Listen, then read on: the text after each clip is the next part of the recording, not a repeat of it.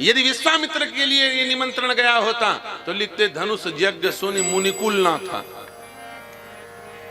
वशिष्ठ विश्वामित्र के लिए गया होता, लेकिन ये निमंत्रण विश्वामित्र के लिए गए ही नहीं, तो तुलसीदास जी झूठ क्यों लिखेंगे। राम जी को सुनाया गया, राम जी ने पढ़ा और कहा गुरु जी आपका काम तो पूरा हो गया, अब हम लोग जाएं। विश्वामित्र जी ने कहा कहां जाओगे? बोले वहां हम जाएंगे जहां आप नहीं जा सकते। कहां? बोले शादी में। अच्छा हम क्यों नहीं जा सकते? राम जी ने कहा हम शादी वाले हैं और तुम सादा वाले हो। साधु का जीवन सादा, सादा जीवन उच्च विचार। सादा सादा में रहे वो साधु, और विरक्त का मतलब जो सादा में रहे, और गृहस्थ का मतलब जो शादी में रहे, है कि नहीं? आप नहीं जा सकते, आप बाबा जी हो इसलिए आप नहीं जा सकते। विश्वामित्र ने कहा मैं जाऊंगा।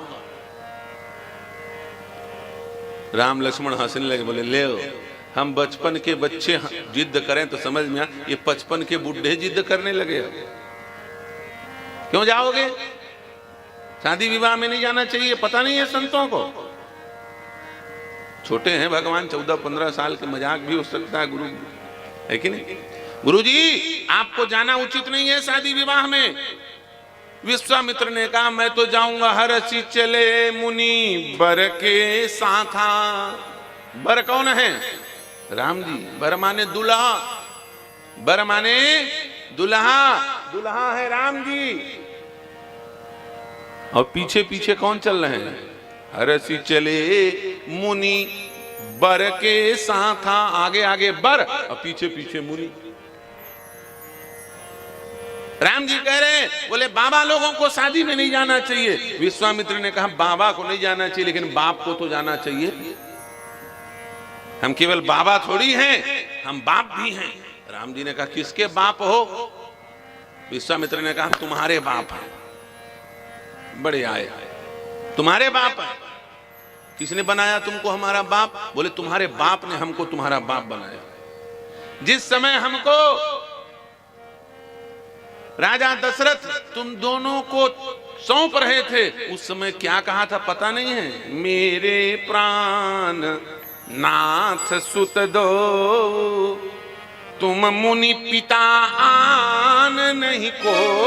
आज से हे मुनि विश्वामित्र आप इन दोनों के पिता हो, मैं नहीं हूं। जब तक आपके पास है तब तक आप बाप हो। इसका मतलब आप पालक हो। बच्चा जिसके पास रहता है वही उसका पालक होता है। पालक भी पिता के समान होता है।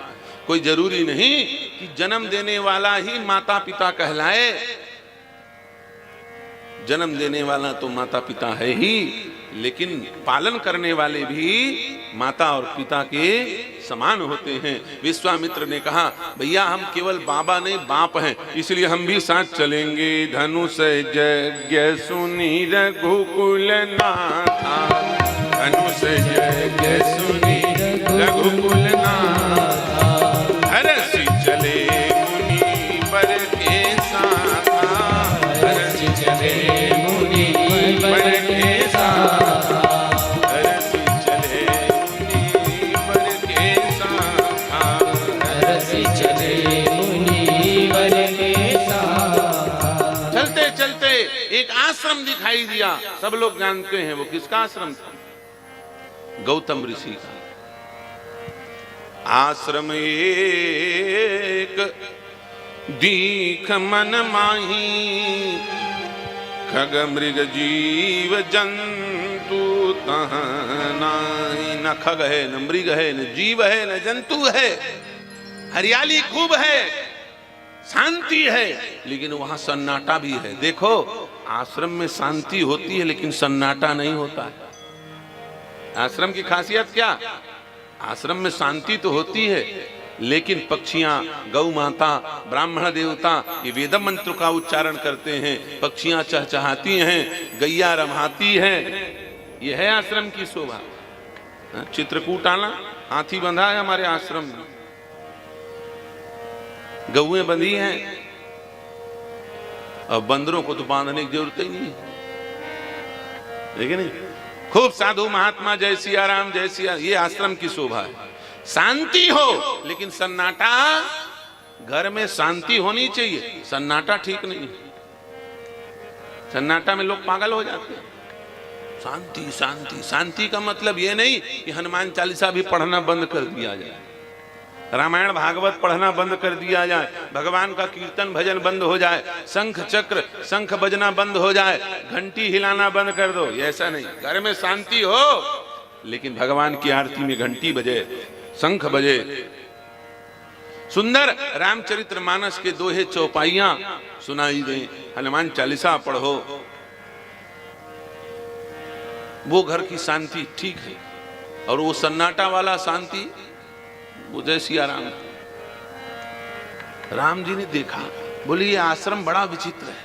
क्या? बोले शांति तो है लेकिन यहाँ सन्नाटा भी है। भाई आदमी ना हो कोई बात नहीं, लेकिन खग मृग जीव जंतु तहाँ नाही। यहाँ खग मृग भी नहीं, घना घोर जंगल में, ना हिरण है ना यहाँ चिड़िया है, कोई आवाज नहीं, चारों तरफ बिल्कुल शांत सन्नाटा छाया हुआ है। आखिर इस आश्रम में हुआ क्या है, ये किसका आश्रम है? विश्वामित्र जी ने बताना शुरू किया। गौतम नारी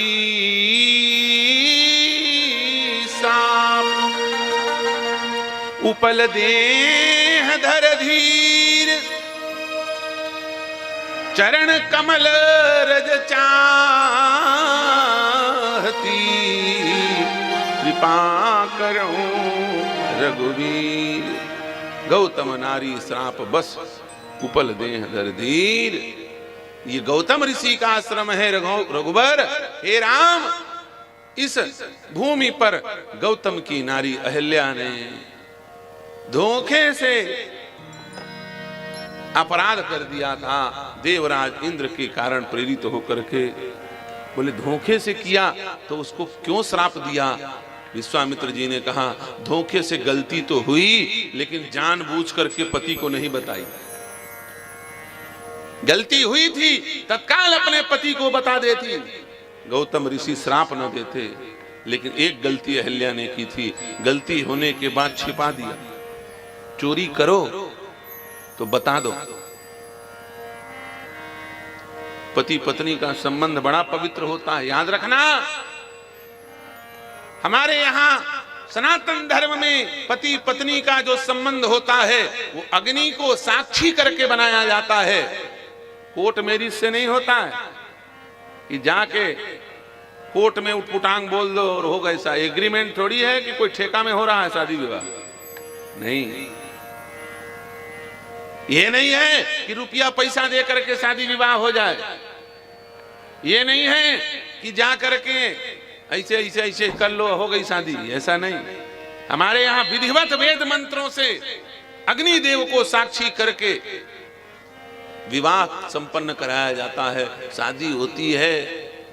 अग्नि को क्यों सामने लाया जाता है? इसलिए मैंने उस दिन भी बताया था, अग्नि है उपासना का प्रतीक। किसका प्रतीक है? हमारे जितने भी शुभ कार्य हैं वो सब अग्नि के साक्षी में होते हैं। होते हैं कि नहीं होते?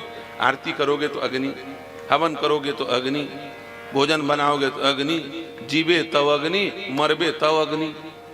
एक त्यागी देते। अग्नि उपासना का प्रतीक है। अग्नि का संबंध उपासना से है। इसलिए दो स्त्री पुरुष जब बंधन में विवाह के बंधते हैं तो बीच में ब्राह्मण कहते हैं अग्नि को लाओ। क्यों? तुम पति पत्नी बन रहे हो, वासना के लिए नहीं, उपासना के लिए। उपासना करोगे साथ में, और उपासना के साथ संयम पूर्वक जीवन जियोगे, जिससे तुम्हारे गर्भ से, तुम्हारे पति पत्नी बनने से तुम लोगों को तो लाभ, लेकिन समाज का क्या लाभ? उसका लाभ यह है कि जब उपासना के साथ पति पत्नी रहेंगे तो भैया घर में ओसामा बिन लादेन पैदा नहीं होगा, घर में आतंकवादी नक्सलाइट दरुहा मदहा पैदा नहीं होंगे।